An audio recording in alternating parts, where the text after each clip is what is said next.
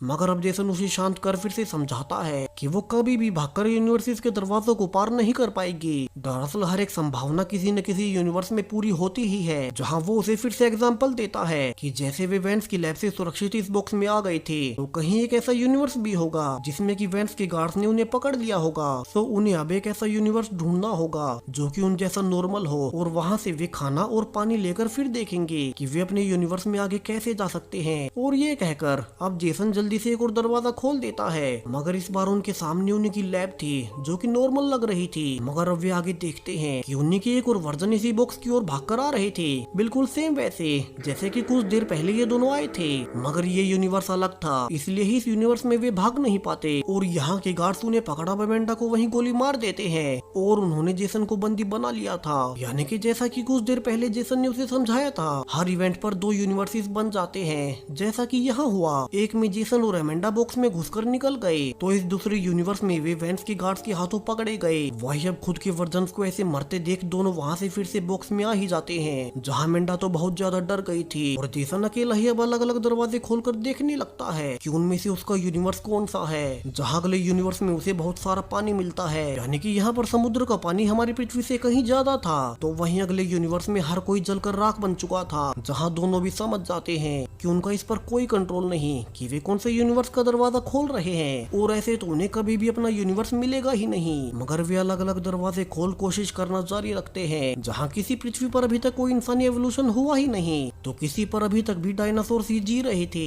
यानी कि अपना यूनिवर्स तो छोड़ो, उन्हें तो कोई नॉर्मल यूनिवर्स भी नहीं मिल रहा था जहाँ के नॉर्मल इंसान रहते हो, और हर एक पृथ्वी पर किसी न किसी तरह की तबाही आई होती।